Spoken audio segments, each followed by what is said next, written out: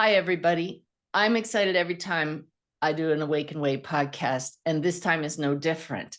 I love talking about the greater reality, and today we're going to be talking about pets in the greater reality and pets here. Or how about the fact that pets have souls? I've heard from people that some people don't think they do, and I just can't imagine that. So, my guest today is the lovely Britta Grubin, a friend and colleague who has an amazing story of transformation to share with you. And she's now doing pet communication or animal communication. And we're just going to dive in and see how that all came about and how it can help you. So even if you don't have pets, you're going to learn an awful lot about who we are as souls and how transdimensional communication happens. So let's bring Britta on. Hey, Britta, welcome to the show. Hi, Suzanne. Thank you for having me. You're welcome. I'm thinking back. I know I've had you on the show before, but the very first time I met you was when you attended a workshop of mine in California. And just like I had no idea I would one day be a medium, I know that moment there for you was the same. You didn't know that your path was about to take a great big turn, wasn't it? Yeah, no, not at all. And you had actually done a breakout exercise, having us meet up with a partner for the first time. And I had the chance to experience mediumship. I didn't even think I had the ability. I had been psychic my whole life. So I knew my ability of my intuition and my psychic skills. But it was amazing when I had made that connection with just this random woman that literally transformed my life. And then it was like head first diving into mediumship and learning everything I could and building up my ability. Yes, I really honor that in you. Recognize that in you, in that you had a corporate background. I have the military background, but you just dove in head first and took that as seriously as any corporate assignment. You just studied and studied with some of the best and learned and practiced and said, I can do this, didn't you? Yeah, yeah. And you were one of the best, Suzanne. It was you and Mavis who were my two mentors along the way. And it was just really profound because your life does completely shift when that box opens up and you just really understand the world from a different perspective and souls from a different perspective. And literally, the animal communication was very similar. I had no inkling for the first 5 years of my professional work as a medium that I was ever going to do animal communication. It just started by happenstance. I grew up on a very small farm in Arizona, and my parents started talking about their pets to me. And I would just suddenly see, hear, or feel something that was going on with them. And I would tell my mom, oh, that's what's going on with so and so. And then she'd go to the vet, and sure enough, that's what it was. So it really happened really naturally. I didn't take any class. I didn't like go looking for it. It just stumbled upon me. But what was interesting was how it unfolded after that. I literally had my guides, my spirit guides. I'm very, very close to my spirit team. And they literally said to me clairaudiently how I was going to do my work as an animal communicator. And it was Well, going to be tell different. us. Yeah. So in my human mediumship, I have Zoom sessions. I see all my clients remotely around the world. I don't meet with people in person, and I have these back and forth conversations. And so you can get direct validation. But with the animals, the spirit team told me I needed to send off the recording, and it was a trust exercise. It was all built on trust, and it was all about me furthering my trust in spirit, in the spirit world, and trusting my ability. So people would send me a photo. They would give me the pet's name, they would give me the gender, and if it was a living pet, they would ask a few questions if they had any. If it was a deceased pet, no questions. And then I would just connect, and I would record what I was hearing, seeing, and feeling, and I would send the recording off. And I can tell you, in the beginning, it was really, really challenging because these stories, I couldn't even make them up. I mean, they were just so unique and different and profound. And I thought I was literally making up a story when I would send the recording off. But every single person would come back and say, oh my gosh, I can take this. I know this resonated. So it was really, really a trust exercise that has turned into something much bigger now. Well, why don't we love stories, right? So why don't you share with us one of your favorite ones from that beginning period when you were just learning Yeah. to know that this is the animal I'm communicating with? Yeah, I had this woman who had a horse early on, and the horse had passed on. It was a deceased pet communication, and the horse's name was Ginger. And all I had was the photo of the horse, and obviously no questions because it had passed on. And the horse showed me in its animal kingdom, in its pet heaven, that its best friend was a butterfly. And I'm thinking to myself, this is crazy. Like a butterfly, like you've got a 1,000-pound animal and you have a butterfly, and the horse would show me the most beautiful scenery in its pet heaven, and it was running, frolicking and running so fast through the fields, and this little butterfly would just whirl around right above the horse's head and right by its side and sometimes out in front. And I'm sharing this story on the recording and thinking, I don't know how she's ever going to validate this, when we're talking about something, so esoteric as that. And she emails me back and she says, "You're not going to believe this. This was my childhood horse that I grew up with for 15 years. And as a child growing up, I would always collect caterpillars in the barn and I would put them in glass jars. And I would watch these caterpillars metamorphose into butterflies. And I would release these butterflies from the glass jars. And my horse, Ginger, was always amongst the butterflies." Like they say, you can't make this up, right? No, you can't. And it was profound for her all these years later, because it was decades later that she had done this animal communication and just couldn't believe the validation. And that's really what the animals are here to talk about, is their love is eternal, and they're no different than our human, counterparts and loved ones. They're here. They're with us. They walk alongside us, and they're with us every step of the way. I learned this from another animal communicator, and it was just, in fact, I reached out to her today, and she's no longer doing this work. So I'm glad you are, because you did give us a reading, and we'll talk about that. But she's the one that taught me that our cats and dogs, if they used to sleep on the bed, they still do after they pass. We say goodnight to our beloved Rudy and Gretchen every night. They're in spirit, and Nellie and Rusty are there on the bed. But I truly trust that even though I can't see them, they're right there. Have you had any experience of that? Yeah, that's actually a really great question. I had another reading, Gracie the cat, really profound. I actually have a video on it on my website to really explain it visually for people. But this cat, another early story, the cat would show me that it would come and lay up on the mother's chest, and it kept showing me that there was something going on with the mom, and it wasn't the grief of the cat's passing. There was something else of grief going on. And it's not like picking up a phone and talking to the pet. I wish it was that clear, but you use all your clairs when you're talking to the pets. And so I'm describing exactly as they're unfolding it for me. And towards the end of the reading, this cat, Gracie, says, "And my mom's going to see a green parrot. She's going to see a green parrot." And I'm thinking, what do you mean she's going to see a green parrot? I said, "I don't think you're going to own a green parrot. I don't think you're getting one. I think," oh, and I'm getting chills right now. So I know the cat's nearby.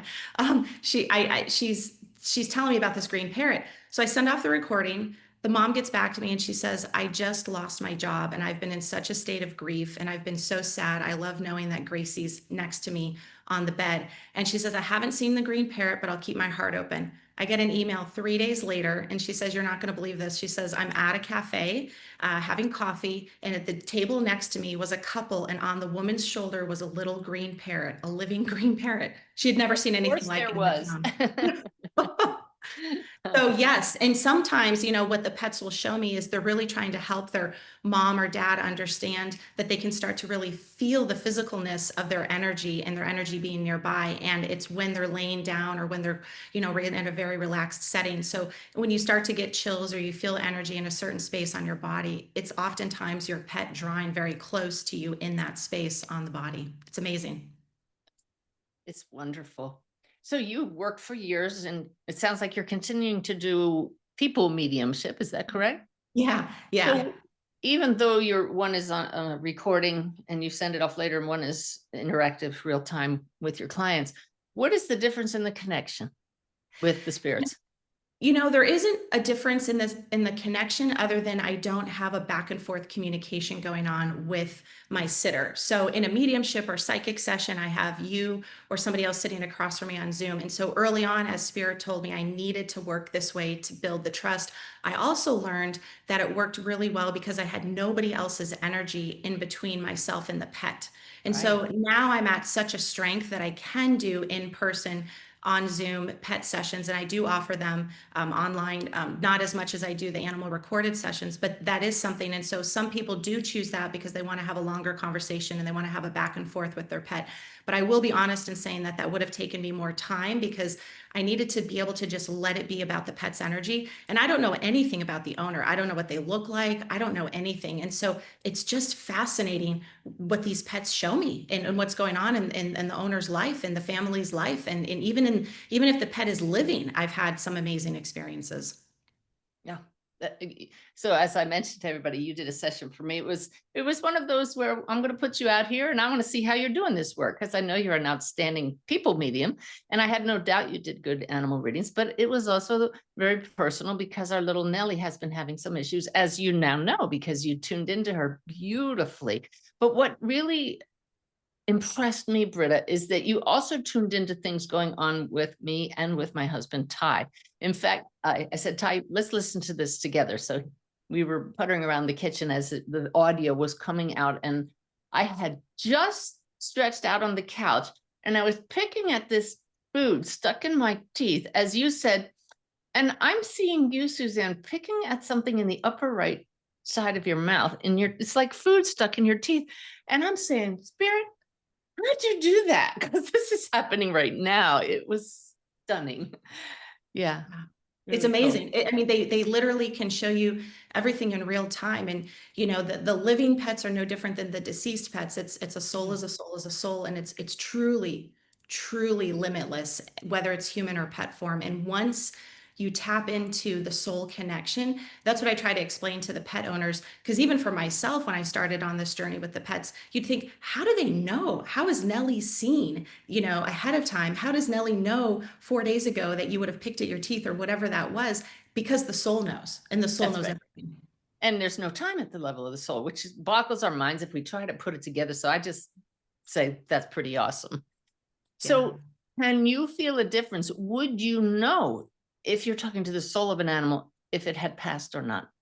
You Because know, your client sets you up, but is there a yeah, difference? I would tell you that that's harder for me right now. And I think if I did probably 3 days in a row where I would just have pet owner lined up in a row and I could just feel into them line after line after line, I would develop if it was living or deceased. But I actually cannot feel, sometimes even in the story when they're showing it to me, because even the deceased pets will take me back into the owner's home like it's real time. So I need to understand the only difference would be they won't take me into their pet heaven because there is no pet heaven. So that would be, I guess, the only difference. But because it's at a soul level, in their world, they haven't left, whether they're physical or in the non-physical. So it is a bit different for me in that sense. And I don't know how other animal communicators work.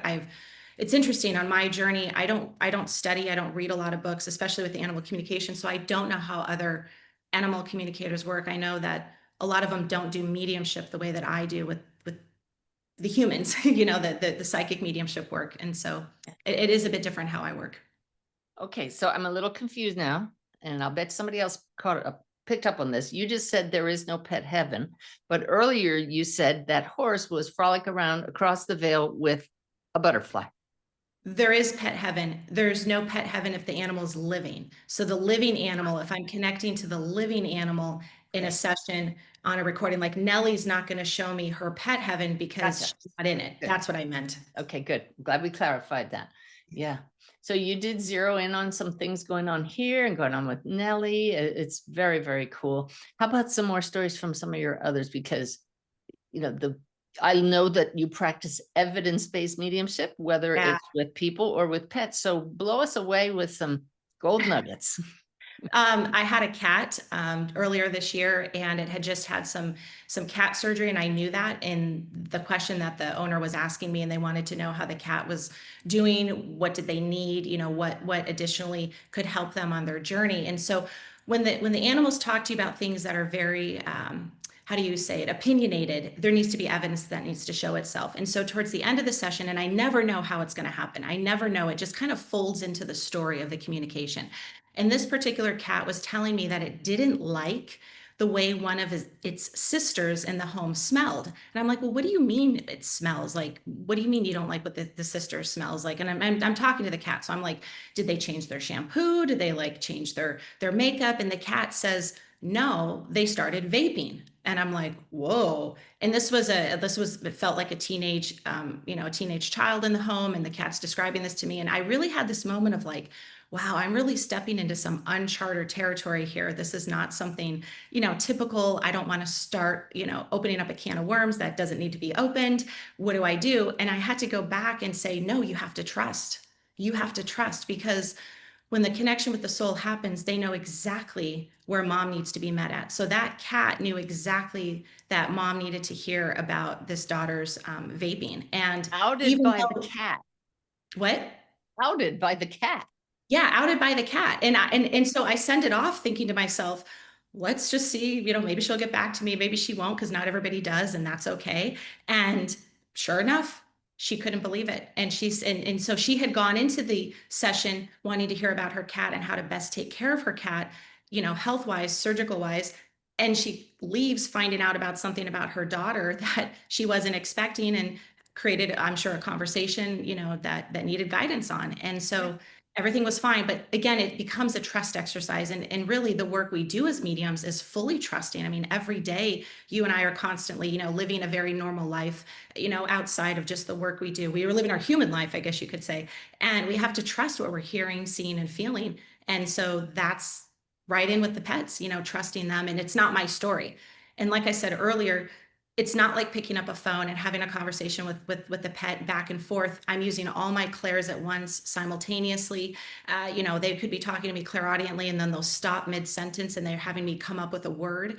And so I just have to share it as I hear it, see it, and feel it. And the pets know. I really believe the pets know that I will share everything, which is why they keep coming to me, because they know I'm not going to like change it or anything. So that's the evidence that just keeps showing itself. It's beautiful. Now, Yeah. I know, you've trained with me and with Mavis Patilla, you have your own style. So I very much know how you tune in when you want to connect with someone's human loved one who has passed. And I'm actually sure how you do it with animals, but I know many people would like to hear, how do you sit down and connect with some random pet that you've never met and you're not, their owner isn't here? How do you do that, Britta?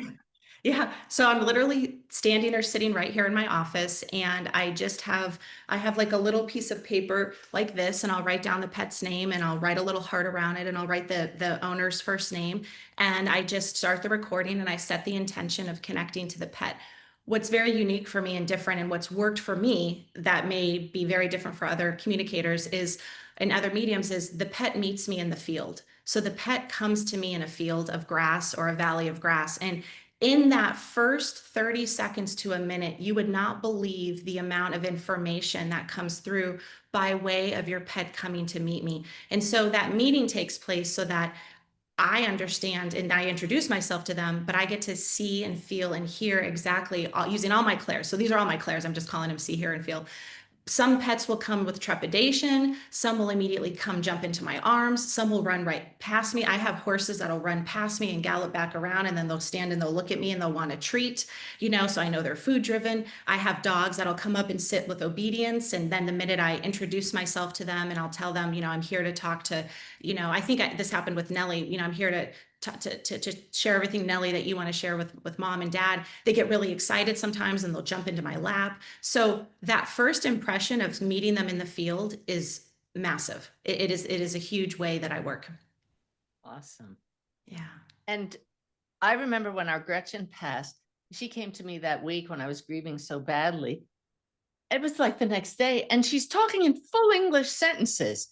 And I thought, now, why didn't we communicate with like this before you passed? Probably because it never occurred to me to try. And I had to explain to people that she's not really speaking English. She's sending her communications, and my brain is translating the energy and information into words that I understand. Just like, as a medium, if you speak to somebody in spirit who only spoke Hungarian, you're going to hear them in English, right? It's what happens. Are you hearing the animals in full sentences when they do speak clairaudiently? Absolutely. It's full sentences. I had a session in the past. This is very rare, but it does happen, where I had a living pet, show me a deceased loved one in and around them, even though they were living, and they told me the name of that loved one. And I didn't know. So typically I don't let the two blend. Like usually I don't, like, the humans don't come into the animal session, but in this. So this is a pet that's living here in a physical form, but is Mhm. bringing through somebody they know in spirit. Yeah, so that spirit was a human, and it was an uncle of the woman who had requested the session. She was the mom, she was the dog's mom, and she had requested the session, and it was her brother that had passed on. And so the dog was showing me that this brother was around the home, and it gave me the brother's name.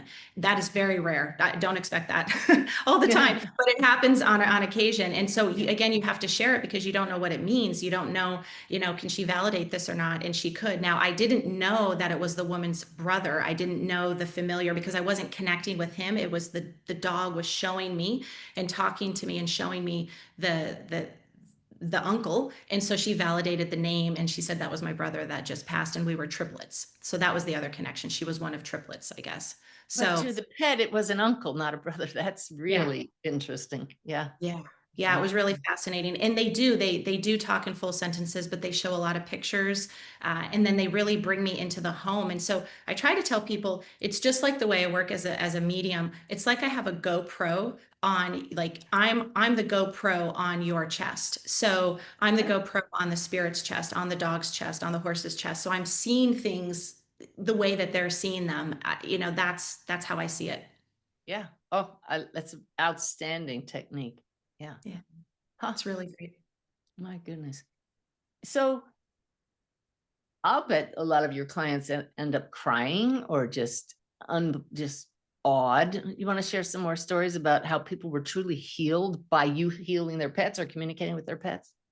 Absolutely. I try to teach and explain to people grief is grief. I think in society we have these paradigms of what's worthy of grief and what's not. And, it doesn't matter whether it's grief for the loss of a parent or a spouse or a child or a cat or a dog. Maybe it's the loss of a job. Maybe it's the loss of a relationship. Grief is grief. And so I honor that grief and wherever that soul is at and meeting them exactly where they're at. And I know that the animals feel the exact same way. And they've shown me that in their animal kingdom, even though I see mostly animals with them, they are not necessarily far away from the humans. It's not like the humans are here, the animals are here, because we drop all of that when we pass on. We don't have that human suit anymore. We don't have that pet suit anymore. But when they come to us in these type of readings, they come to us as we in our human story would understand, which is, Johnny the dog or Hank the pig. Like we would understand that information of the pet. Or in a mediumship session, same thing.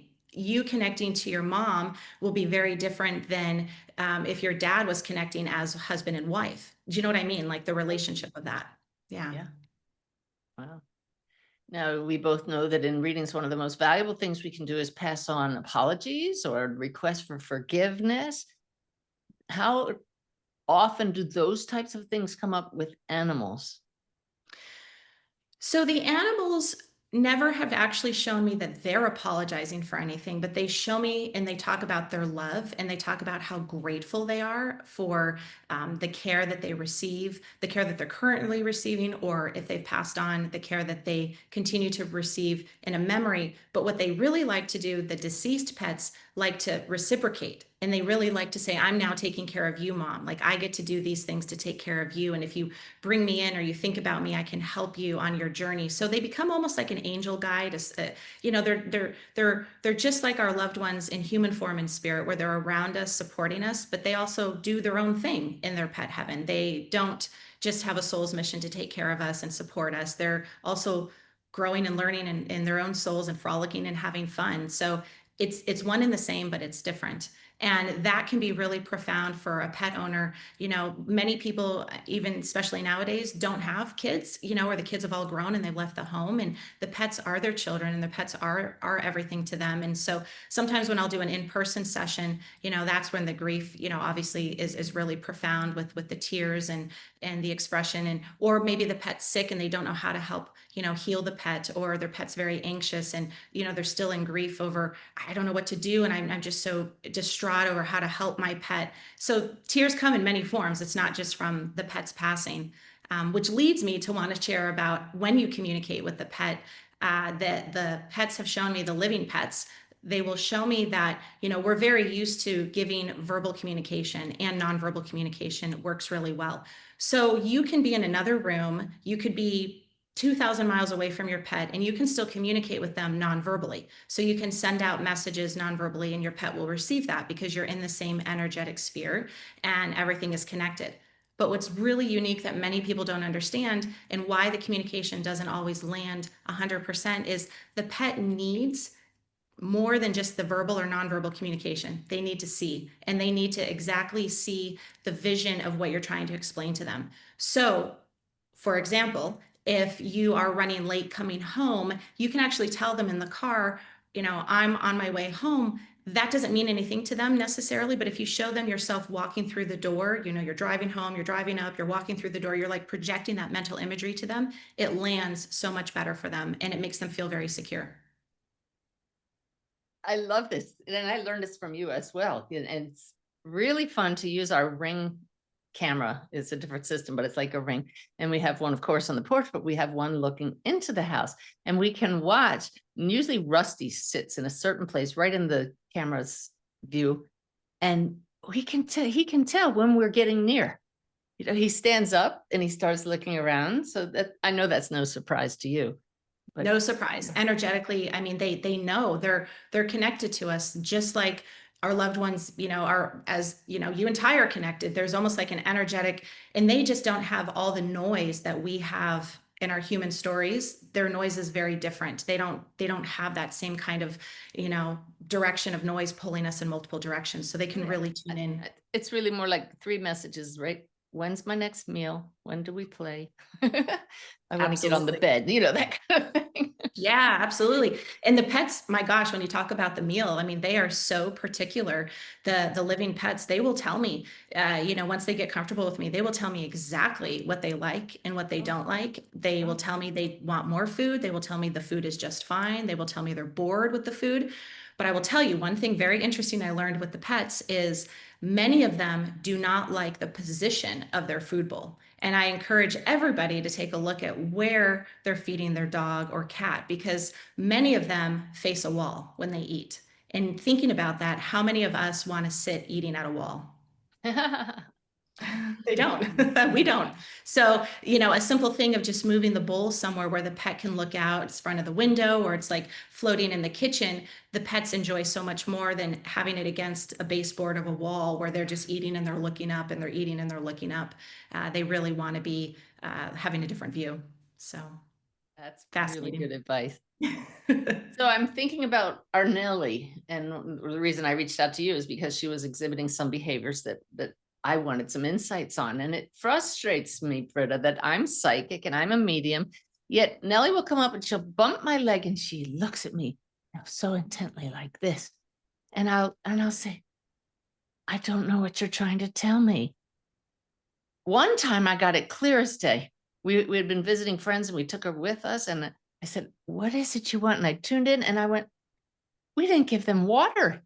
There's no water here. And they were playing beforehand. We put the water bowl down. Oh my gosh, the dogs just went nuts drinking. But I've tried it here in the house and I often don't get it. So for others who are trying to communicate with their animals, what are we doing? I mean, it's very normal because again, that's us in our human story. We want the validation. We think we're making the story up. We don't have another medium sitting across from us, giving us the information to validate. And so literally sharing with them what you think some options are, just having that conversation with them. Likely they will show it to you when you're not expecting it, not when you're sitting there across from them wanting to hear back. It ends up coming in later in the day or a couple days later, and it's like a thought drops in. And that's because we're in a very open receiving mode and we're not thinking about the issue or the problem, and that's why it just floats right in. And so I really encourage the pet owners to not get discouraged when they feel like they don't know exactly what's going on with the pet and they want their pet to tell them.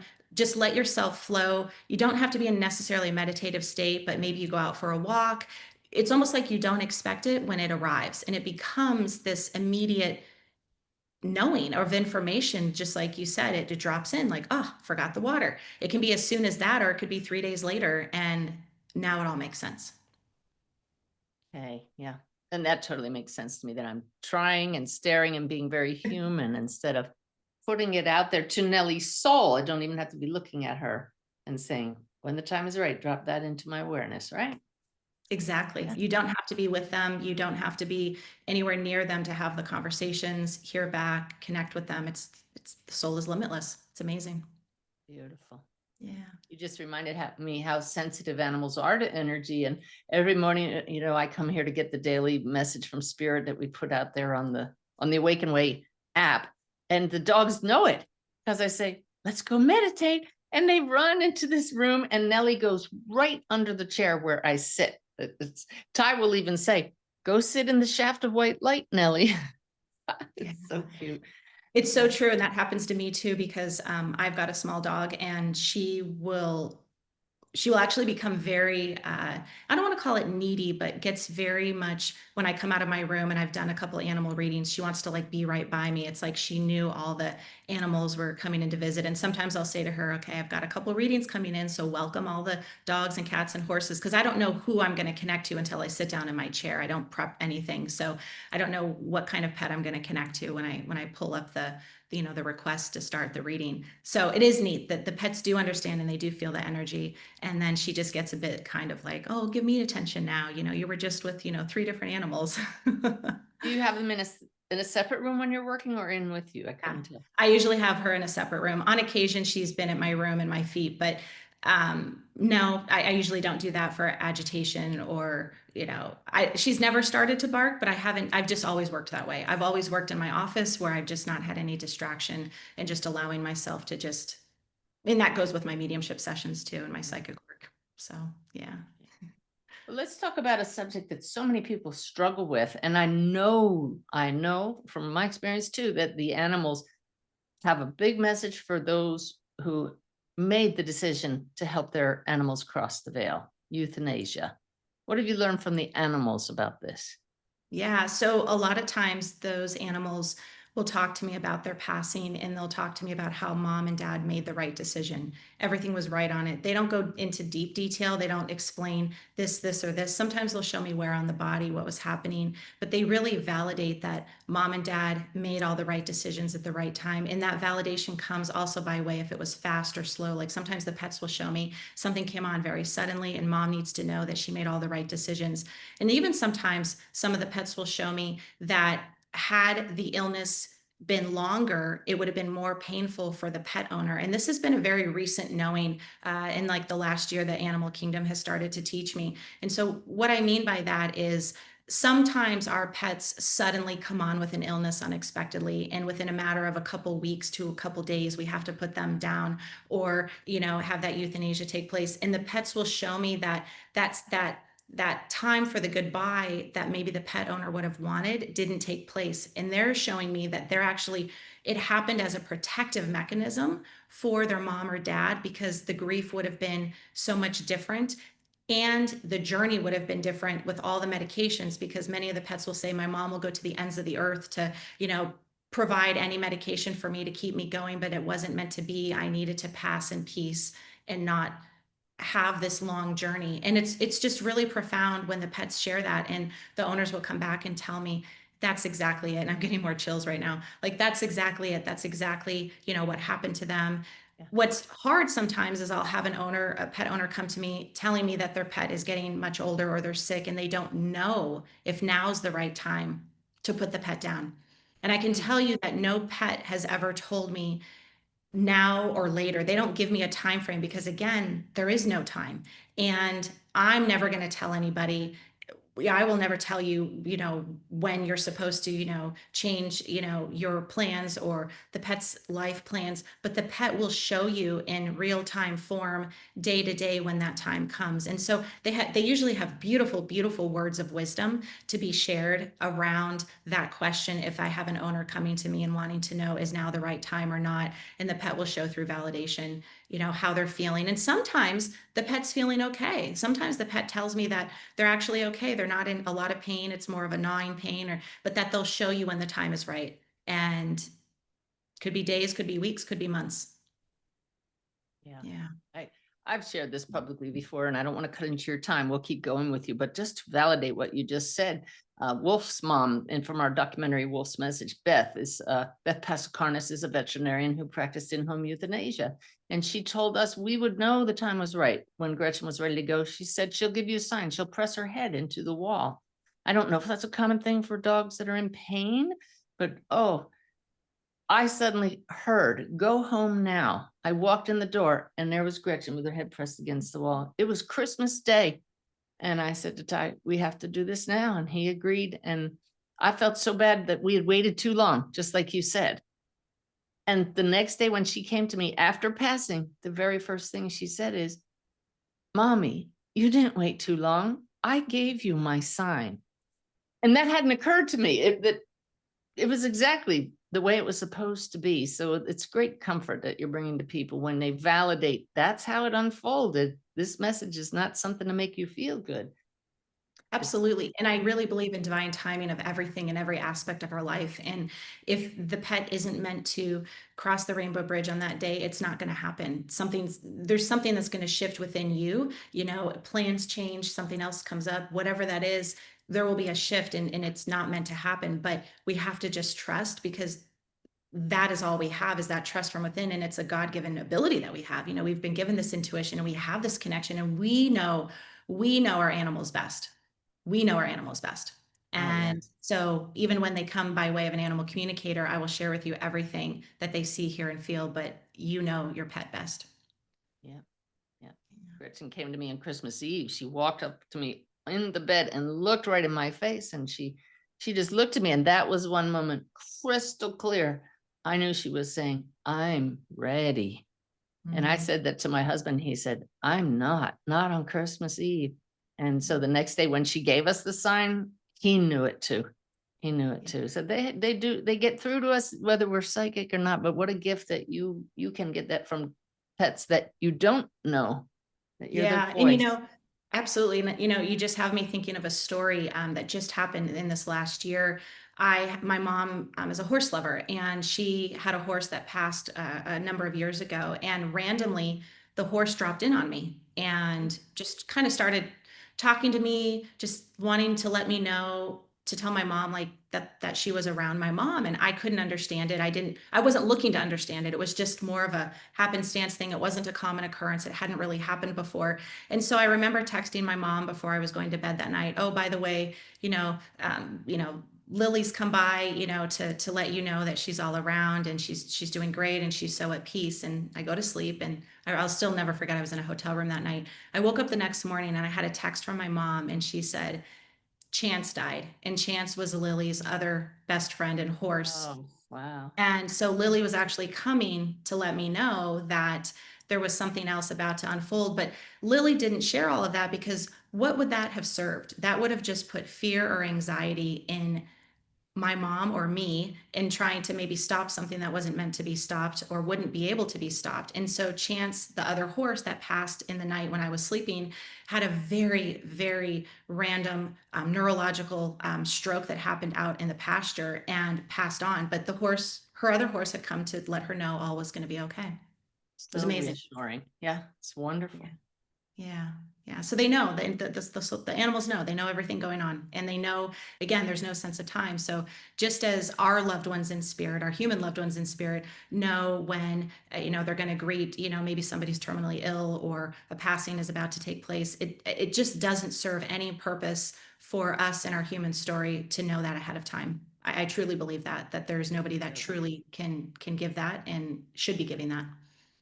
That's why I tell everybody, when you have somebody pass suddenly, like my stepdaughter Susan did, you really appreciate saying I love you every chance you can to your loved ones and saying what you need to say and getting your affairs in order.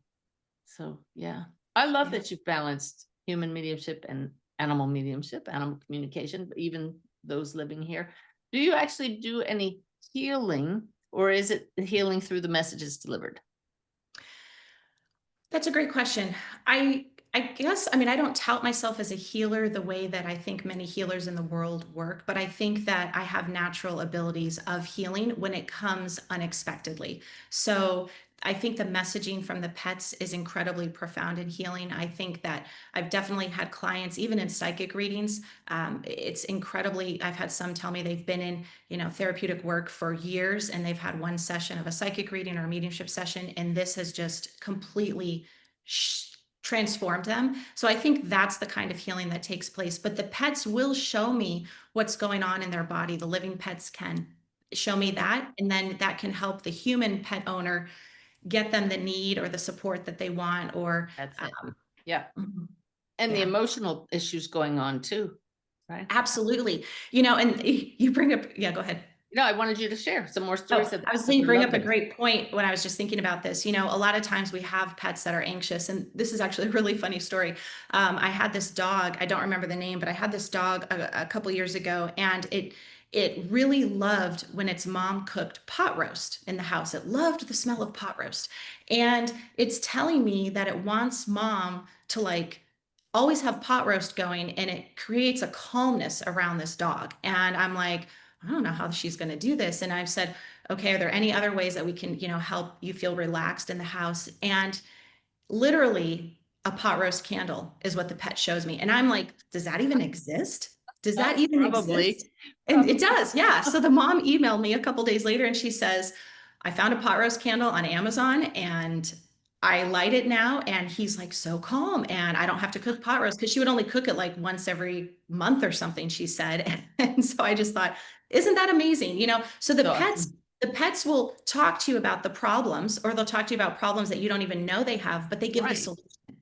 Yeah. They give a solution that works for them, and that solution that works for them doesn't work for every dog or every cat. So it's very specific to them, and that's what I love so much about, the uniqueness of the work as an animal communicator is it's very unique in your pet and what works for them. Yeah. Yeah. And what do you say to people who say, well, animals don't have souls?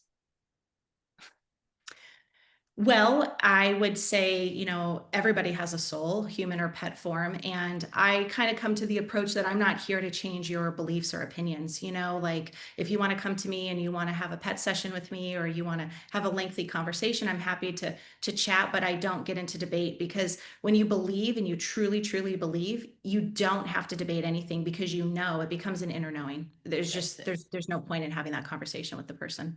That's right. Exactly. How Yeah. I go about it. Um, how did people find out about you? Oh, that's great. So I have everything on my website, brittagrubin.com, and that's where they can come online and they can select a different pet session. They can do the animal recorded session, the one-to-one sessions that I do on Zoom, and then I do offer animal communication classes to help people build their own abilities to connect with their pets and other pets if they want to learn how to do that too. So yeah, that's how it is. I don't do a lot of marketing. A lot of people come by way of referrals, personal referrals. Like one person will have a reading and then suddenly they'll tell 3 or 4 people. They'll say, oh, I found out about you from a friend of a friend of a Yeah. friend. Yeah. Yeah. And I love that because, like the personal referrals are those that had the actual experience and that Yeah. actual experience can be really profound for them. And that's what I tell people, go by personal referral. And that's just the best testimony that can be, Britta, that people are referring others. So good. Absolutely. I'm proud of you. I remember I want to out you a little bit that you were already doing readings. You were hanging out, just getting ready to hang your shingle out, I think. And you said, Suzanne, I'm doing readings for other people, but I've never seen an actual reading because I've never had a reading. And I Yeah. remember sharing confidentially with you one of my recorded readings just so you could see. And it was, I thought that's so awesome. You're just trusting your abilities so much that you didn't need to have one Yeah, yourself. I had never seen someone do one. I had never had one, and I just went into it. Again, it's mediumship is such a personal journey. And so when I say mediumship, it's all encompassing, whether you're, pet psychic, human psychic, mediumship, it's a personal journey. And so many working mediums or mediums new on the journey don't realize what a personal journey it is, and it will help you in your human story continue to grow and evolve. And it's very different, so your journey is different than mine, different than different colleagues, but it's exactly that. It really comes down to absolute trust, and trust is a very hard thing for us in our human story to have, especially when you're working with something that so much of society says, is that really real? And Yes. that's why evidential mediumship, I really feel, you being the pioneer of evidential mediumship. Oh, not me. I learned it from Mavis and Janet Davis, and yeah, Gaiman. Yeah, it's been around for 100 years, but yeah. I'm But just the a big evidence is promoter of it. important. Yeah. Yeah, the evidence is really, really important. And it's important that it's shared and it comes by way just so naturally. So I find as a medium, if we're searching for it, that's where we get caught up in our own story. And so we just have to allow spirit to take the lead and let it flow. And someone might have more evidence than another person would have in a reading, but it meets them exactly where they're meant to be met at. So you might get a very analytical client who needs a lot of validation and someone else who only needs a couple of things, and it's not for us to judge. It just unfolds as it does. Beautiful. Yeah. So we have time. I'm not Yeah. rushing you here. I don't want us to go away and you say, oh, but I really wanted to talk about this, or, oh, I didn't get to tell that story. So I know you're very organized. You have found the beautiful balance of left brain and right brain. I know you Yeah. have some notes there. So yeah, I saw you Yeah. looking. What didn't Yeah. we cover that we need to cover? I would love to talk about pet adoption. That's one thing we haven't talked about. I actually, it came unexpectedly to me. I would have someone request a session and they would ask me if I could talk about the story of their pet before they came into their home. And I thought, wow, I don't know. How's that going to work? Let's see. And so I do. I have a couple stories. I have this really profound one. I have this dog. The dog's name was Ruger, and Ruger had showed me his whole life before he came on. And so the pup's mom had asked what was Ruger's life like before he came to my home. And she thought if she could better understand what was going on in Ruger's life before coming to the home, she could help maybe fix or help make him feel more secure. And so again, I'm thinking, all right, let's see what Ruger has to say. And I was just amazed. Ruger was showing me that he had lived in a home with a family that had a little boy around like 4 years old, and the little boy wasn't really taught how to pick Ruger up as a puppy. He was very careless in how he would pick the pup up, unintentionally, but nobody really ever corrected the child on how to properly handle the puppy. And then Ruger flashed me an image as he was a bit older, and he saw his family piling into a car, and he's sitting up at the front of the driveway. It's like a carport driveway, and he watches them pile into a car and they back out. And he's showing me all of this, and it's very dramatic. And he's sitting there and they drive away, and he's sitting there and he's sitting there, and time passes, and then he's laying down, and more time passes and more time passes. Well, they had left him, and it had been about 3 days that he tells me he goes to look for food. And so in that time of looking for food, he then gets picked up by animal control or something happens. He doesn't show me any of that. And I said, wow, I'm giving him love and saying, what a story, this is incredible. Can you, like show me, like, how do we know that this is you sharing this? Because it seems so opinionated, and he says, well, my mom, he actually showed me my mom has a butterfly on her finger. And he's literally showing me, like, I'm looking at a pointer finger and I'm seeing this little butterfly on her finger. And I'm like describing all of this in the recording to the mom. And I said, I really don't know unless you've gone to a butterfly house, are you really going to have this butterfly on your finger? So just keep your heart open, and what this means. And, maybe it hasn't happened yet. Maybe it's coming in the next day or two, but I've got to trust Ruger. Ruger knows. She emails me back and she says, you're not going to believe this. She says, Ruger has a favorite toy, and it's a laser pointer that I hold in my pointer finger and out projects a butterfly on the wall. Way to And go, Ruger and Britta. yeah.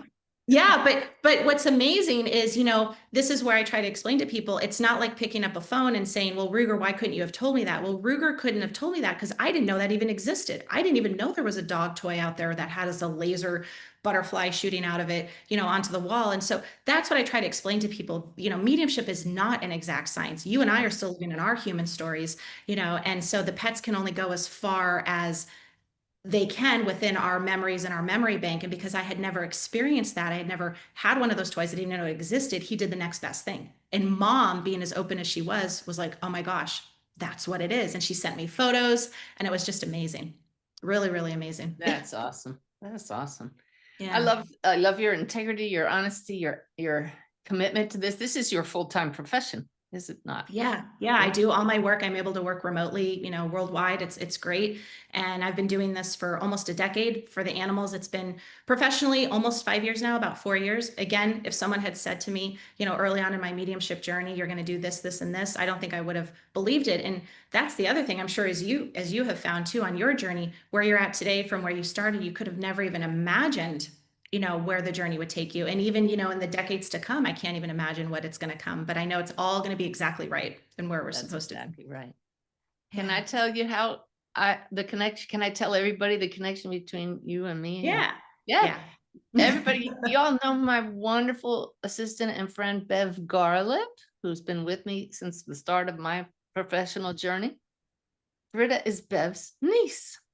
Is that great? That's how I first heard from Bev. Hey, I told my niece Britta, you're going to be out in California. She's going to come to your workshop or your talk, and you did. And it's just, Yeah. we've had a wonderful friendship over the years and professional Yeah. relationship. It's great. Yeah, it's been amazing, and Bev's been such a great confidant as the years have gone by, because Bev has stories of her husband passing. That was my uncle, my mom's brother, and I can still remember in my college years, because I was very psychic as a child growing up, but I didn't know that term. I didn't know. I grew up Catholic, and I didn't know what I was getting was psychic. But in my college years, I started really, like, it really started to unfold, and I started automatic writing, and I didn't understand even what that was, and I didn't realize that was almost like a form of mediumship at the time. And I remember sharing those things about Bev and sharing the drawings and feeling like I had connected to Dennis, but not thinking again that it would ever be something that I would do professionally, because as you grew up in life, the stories that I would hear were people that were mediums from like birth. And I do believe I've been a medium from birth, but it didn't open up until it was meant to open up, which was after my last child was born. And there's always a reason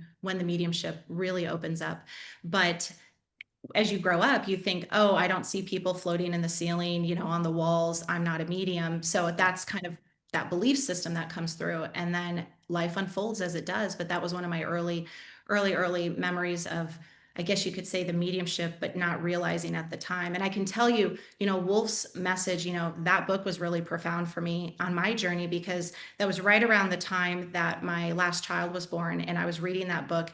And I remember just being completely shifted in life. And I remember really, I always knew I had a spirit guide around me, but I wanted to really feel them after I had read Wolf's story and how amazing it was. So I used to lay in bed and I would just ask spirit to connect with me anywhere on my body. I wanted to feel my guides. And I did that for years.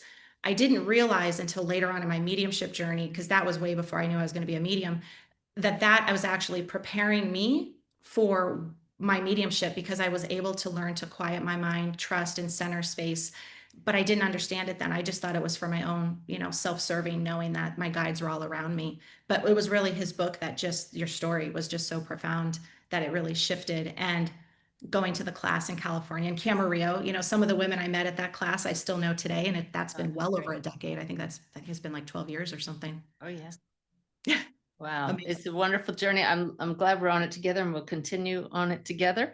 I hope people will check you out, because I just value and honor and trust your work. You are, every time I go on Instagram, there you are giving another wonderful, helpful tool or tip in a reel or a video. What's your Instagram address? Yeah, my Instagram is Medium Britta, and I just started a TikTok page. My kids have been asking me forever to get onto TikTok, so I don't really have many followers, but it's also Medium Britta on TikTok too. So come join me, and we can learn together. And I love to interact with everybody, and I love to share what I learn. That's what's been so great. And thank you so much for the opportunity. And I know that what we've shared today will hit home for many pet owners. And even something as simple as thinking about where your pet's bowl is at. You might have never thought about that, and wow, I can shift that and change that, and maybe that makes them a bit more happier. Well, I know that my dogs love coming in here. I'll say, hey, we have a meeting, or we have a reading or meditate, and they come in here. And I said that tonight, just now, we have a meeting an interview, and they're always very still, but uncharacteristically, Nellie just walked towards the door and walked around in circles. And something in me psychically is saying, Mom, where's dinner? So Yeah. I'm going to honor that. And thank you for enlightening all of us. I'm, like I said at the beginning of the show, this wasn't just for people who with pets. You really enlightened us a lot about mediumship and spirit communication in general, and with your beautiful light, made for a beautiful show. Thank you so much, Britta. Thank you. Thank you so much. Appreciate it. All right, everybody. Isn't she great? Thank you for joining us again, and we'll see you back here next week. Have a good one.